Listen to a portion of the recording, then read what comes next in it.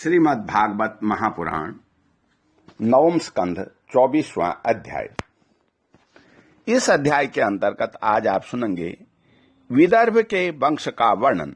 श्री सुखदेव जी कहते हैं, हे परीक्षित, राजा विदर्भ की भोज्या नामक पत्नी से 3 पुत्र हुए, कुश, कृथ और रोमपाद।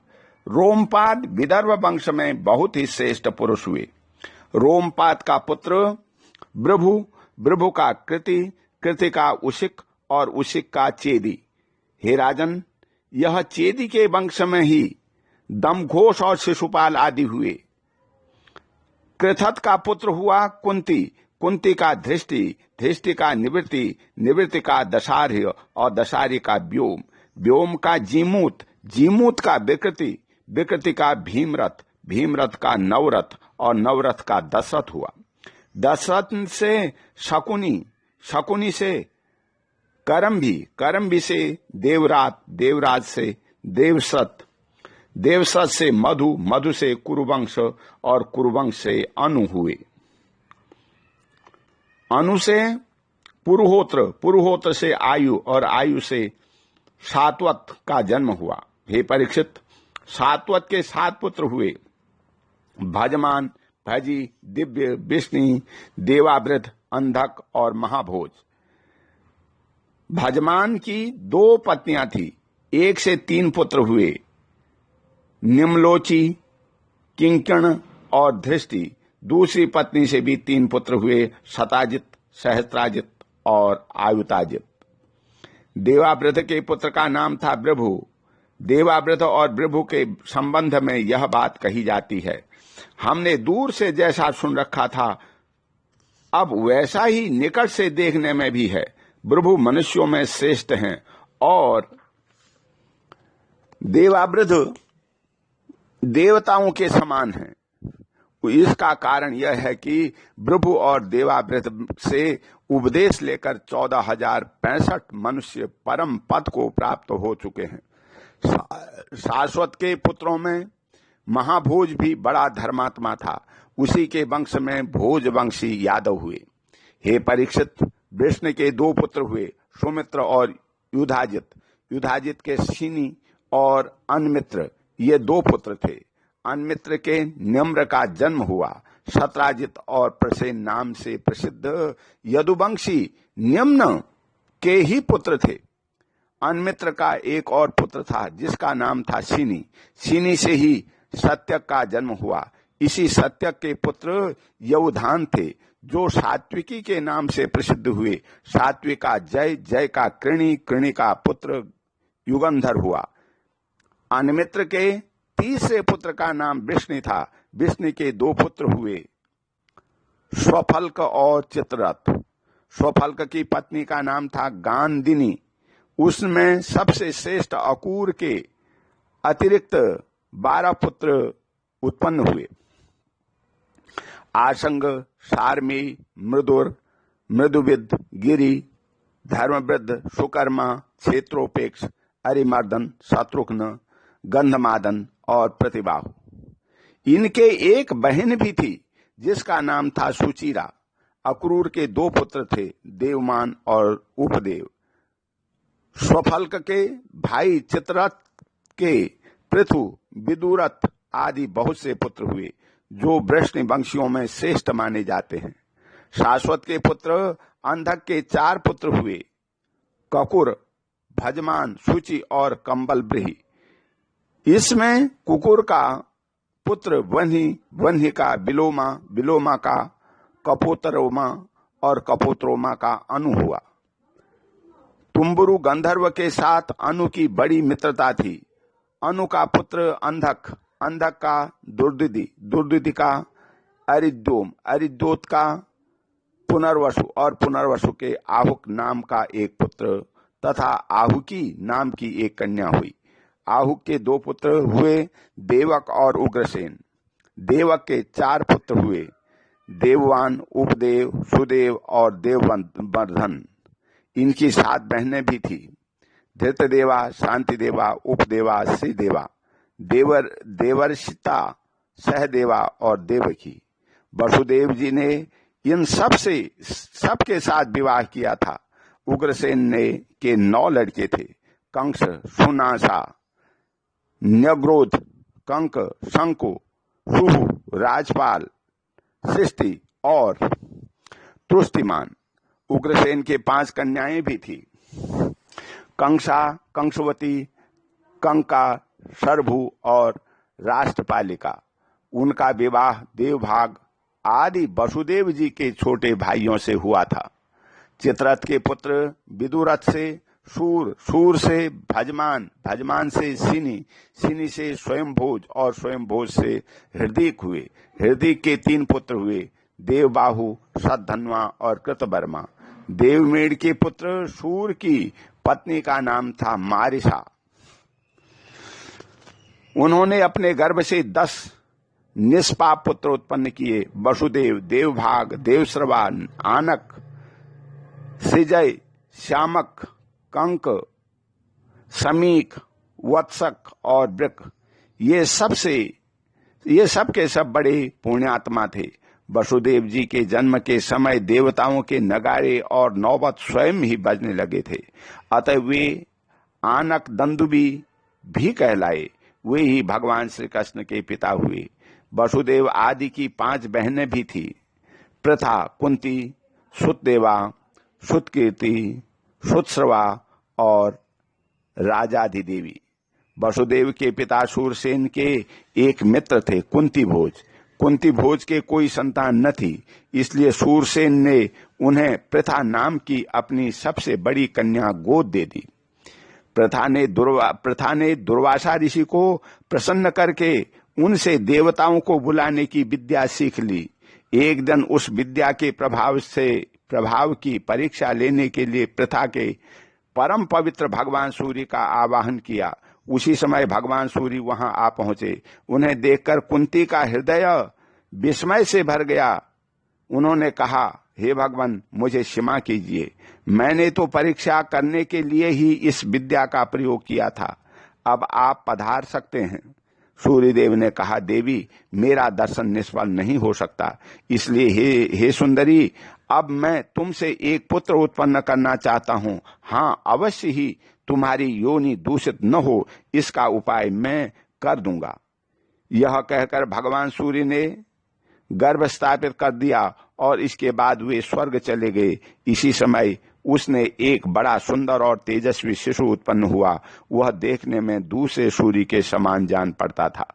प्रथा लोक निंदा से डर गई, इसलिए उसने बड़े दुख से उस बालक को नदी के जल में छोड़ दिया। हे परीक्षित, उसी प्रथा का विवाह तुम्हारे परदादा पांडु से हुआ था, जो वास्तव में बड़े सच्चे वीर थे।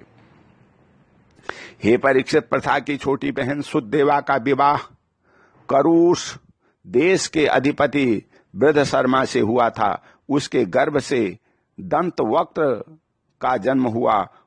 यह वही दंतवक्त्र है जो पूर्व जन्म में सनकादि ऋषियों के शाप से हिरण्याक्ष हुआ था। केकई देश के राजा धृतकेतु ने सुतकीर्ति से विवाह किया था। उससे शर्तर्दन आदि 5 केकई राजकुमार उत्पन्न हुए। राजाधिदेवी का विवाह जयसेन से हुआ था। उसके 2 पुत्र हुए, बिंद और अनुबिंद। ये दोनों ही अवंती के राजा हुए। चेदीराज दमघोष ने सुतसवा का पाणी ग्रहण किया। उनका पुत्र था शिशुपाल, जिसका वर्णन मैं पहले 7वें स्कंद में कर चुका हूँ। वसुदेव जी के भाइयों में से देवभाग की पत्नी कंसा के गर्भ से 2 पुत्र हुए, चित्रकेतु और बृहद्दल। सुतदेवा की पत्नी कंसुवती से सुबीर और ईशुमान नाम के 2 पुत्र हुए। आसन की पत्नी आनक की पत्नी कंका के गर्भ से भी 2 पुत्र हुए, सत्यजित और पुरुजित। संजय ने अपनी पत्नी राष्ट्रपालिका के गर्भ से वृष और दुर्मर्षण आदि कई पुत्र उत्पन्न किए। इसी प्रकार श्यामक के सूरधुरी सरभु नाम की पत्नी से हरिकेश और हिरणाक्ष नामक 2 पुत्र उत्पन्न किए। मिश्रकेशी अप्सरा के गर्भ से वत्सक के भी वृक आदि कई पुत्र हुए। वृक के दुर्वाक्षी के गर्भ से तक्ष, पुष्पक, पुष्कर और साल आदि कई पुत्र उत्पन्न किए। शमीकक की पत्नी सुदामिनी ने भी सुमित्र और अर्जुन पाल आदि कई बालक उत्पन्न किए। कंक की पत्नी कणिका के गर्भ से 2 पुत्र हुए, धृतधाम और जय। आनंदक दंदुभी वसुदेव जी की पैरवी रोहिणी, भद्रा, मदिरा, रोचना, इला और देवकी आदि बहुत सी पत्नियां थी। रोहिणी के गर्भ से वसुदेव के बलराम, गद, सारण, दुर्मद, विपुल, ध्रुव और कृत आदि पुत्र हुए थे। पैरवी के गर्भ से उनके 12 पुत्र हुए, भूत, सुभद्र, भद्रवाह, दुर्मद और भद्र आदि। नंद, उन्मद, कृतक, शूर आदि मदिरा के गर्भ से उत्पन्न हुए थे। कौशल्या ने ही एक ही वंश उजागर पुत्र उत्पन्न किया था, उसका नाम था केसी। उसने रोचना से हस्त और हेमांगद आदि तथा इलाज ने उरु, वल्क आदि प्रधान यदुवंशी पुत्रों को जन्म दिया। हे परीक्षित, वसुदेव जी ने धृतदेवा के गर्भ से विपृष्ट नाम का एक ही पुत्र हुआ और शांति देवा से श्रम और श्रुति, प्रतिश्रुत आदि कई पुत्र हुए। उपदेवा के पुत्र कल्पवर्ष आदि 10 राजा हुए और श्री देवा के वसु, हंस, सुवंश आदि 6 पुत्र हुए। देवर्षिता के गर्भ से गद आदि 9 पुत्र हुए तथा जैसे स्वयं धर्म ने 8 वसुओं को उत्पन्न किया था, वैसे ही वसुदेव ने सहदेवा के गर्भ से पुरुविश्वत आदि 8 पुत्र उत्पन्न किए। परम उदार वसुदेव जी ने देवकी के गर्भ से भी 8 पुत्र उत्पन्न किए, जिनमें 7 के नाम हैं कीर्तिमान, सुषेण, भद्रसेन, ऋजु, सम्मर्दन, भद्र और शेषावतार श्री बलराम जी। इन दोनों के 8वें पुत्र स्वयं भगवान ही थे। हे परीक्षित, तुम्हारी परम सौभाग्यवती दादी सुभद्रा भी देवकी जी की ही कन्या थी। जब जब संसार में धर्म का ह्रास और पाप की वृद्धि होती है, तब तक सर्वशक्तिमान भगवान श्री हरि अवतार ग्रहण करते हैं। हे परीक्षित, भगवान सबके दृष्टा और वास्तव में असंग आत्मा ही हैं। इसलिए उनकी आत्म स्वरूपिणी योग माया के अतिरिक्त उनके जन्म अथवा कर्म का और कोई भी कारण नहीं है।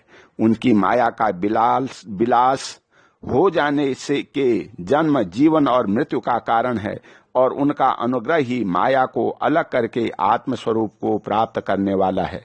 जब असुरों ने राजाओं का वेश धारण कर लिया और कई अक्षोहिणी सेना इकट्ठी करके वे सारी पृथ्वी को रौंदने लगे, तब पृथ्वी का भार उतारने के लिए भगवान मधुसूदन बलराम जी के साथ अवतीर्ण हुए।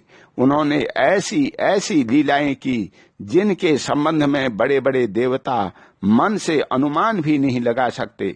शरीर से करने की बात तो अलग रही, पृथ्वी का भार तो उतारा ही, साथ ही कलयुग में पैदा होने वाले भक्तों का पर अनुग्रह करने के लिए भगवान ने ऐसे परम पवित्र यश का विस्तार किया, जिसका गान और श्रवण करने से ही उनके दुख, शोक और अज्ञान सब के सब नष्ट हो जाएंगे। उनका यश क्या है? लोगों को पवित्र करने वाला श्रेष्ठ तीर्थ है। संतों के कानों के लिए तो वह साक्षात अमृत ही है। एक बार भी यदि कान में अंजलियों में उसका आचमन कर लिया जाता है तो कर्म की वासनाएं निर्मूल हो जाती हैं।